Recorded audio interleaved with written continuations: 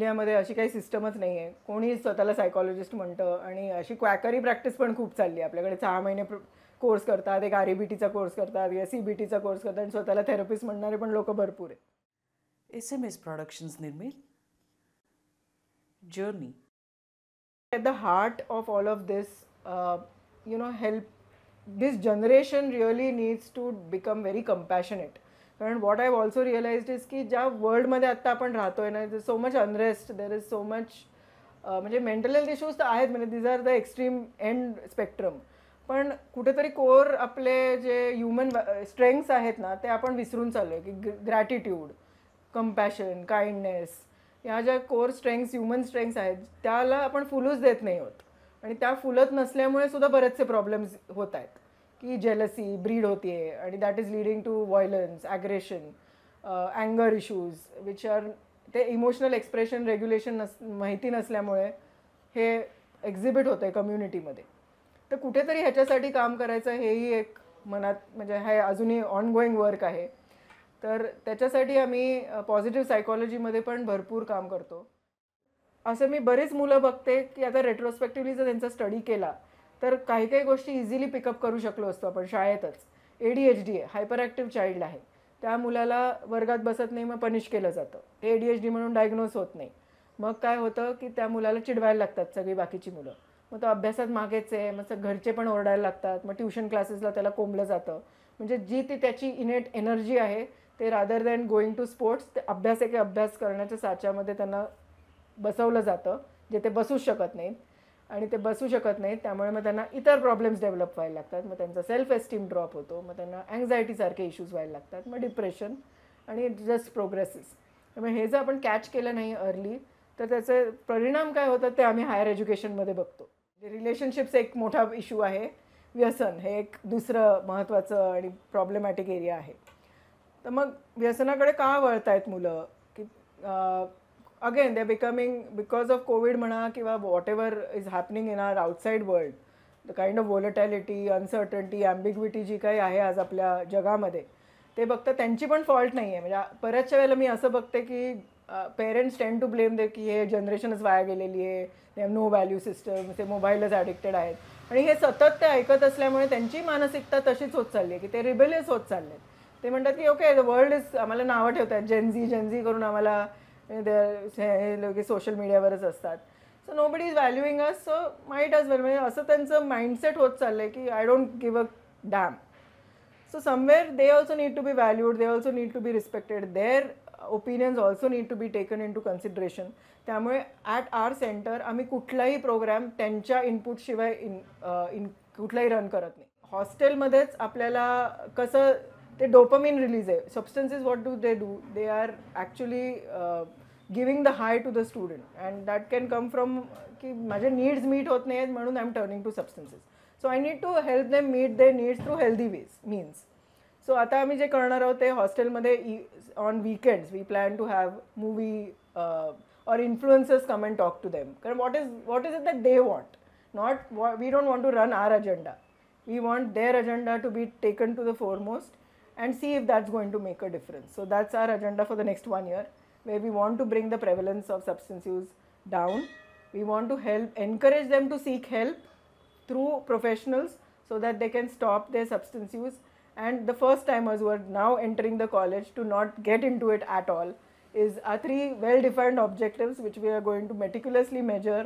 Karan I firmly believe की outcomes जोपर्यंत तुम्ही मेजर करत नाही तोपर्यंत तुमचे इंटरव्हेन्शन सक्सेसफुल आहेत की नाही, दिस यू कॅनॉट डिटरमाइन. सो असं थोडक्यात आमचं काम आहे.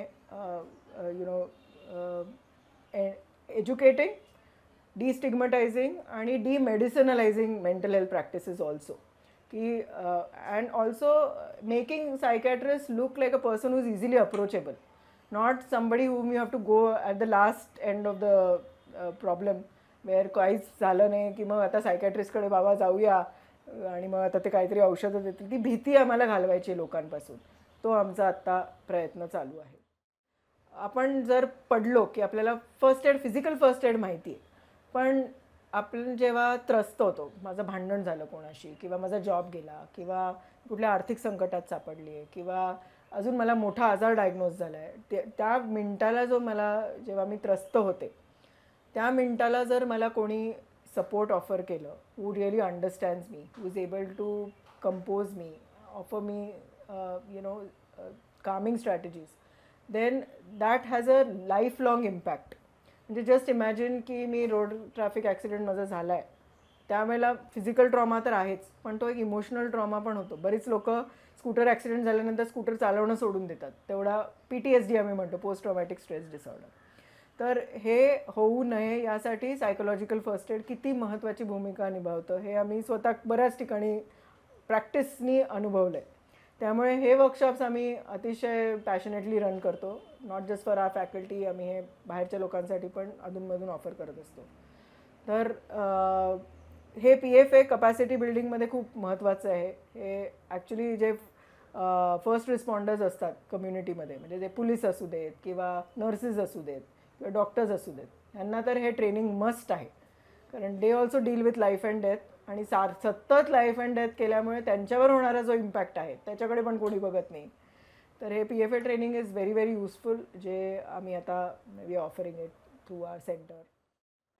सुरुवातीपासून because I worked in early intervention, I knew की curative services is the end service, but promotion and prevention has to be the key, and it has to be done in a very consistent manner. It cannot be a one workshop or a one awareness session that you do.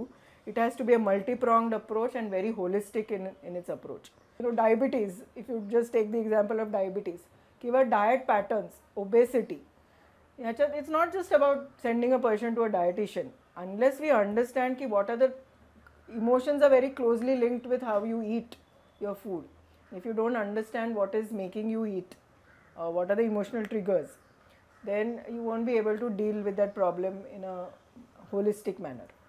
त्यामुळे तो पण एक focus आहे की look at health from a more holistic way, and how can we incorporate our behavioral health counselors into healthcare systems so that we are able to offer very holistic services to our patients who come to hospitals, and how can we ensure continuity of care. कारण this is another thing I learned in Australia, की इंडियामध्ये काय व्हायचं ना की tertiary care, म्हणजे हॉस्पिटलमध्ये admit झाले, समजा त्यांना मेजर डिप्रेशन सुसाईड अटेम्प्टनी ॲडमिट झाला, पेशंट डिस्चार्ज झाला, त्याच्यानंतर where is the continuity of care.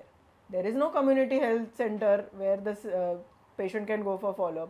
They have to come, म्हणजे तो बिहारचा जर पेशंट असेल, they have to come to KEM hospital Mumbai to come for a follow-up. How affordable is that, or how feasible is that? Nobody is really looked at that. Private public sector don't talk to each other.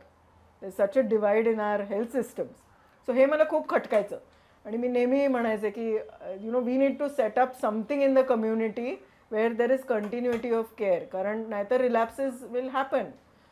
Mental illness is such ki relapse is the norm, it is not an exception, because once you have developed an illness, there is going to always be a vulnerability to develop another episode.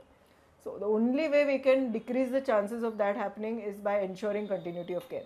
So one of the things that we see through this program is our behavioral health students to actually be in the community, being those arms for mental health professionals to continue that care, so that tomorrow if they lapse, the gap in their treatment won't be much and they can immediately be taken to a psychiatrist for treatment. So that is our end goal. My students, our students will be able to create that system of continuity of care so that our patients don't suffer and they get that holistic intervention. असं थोडंसं काही काही आम्ही छोट्या छोट्या गोष्टी करत असतो, but that is very very satisfying. म्हणजे खूप खुश आत्मिक समाधान मिळतं असं मी म्हणेन.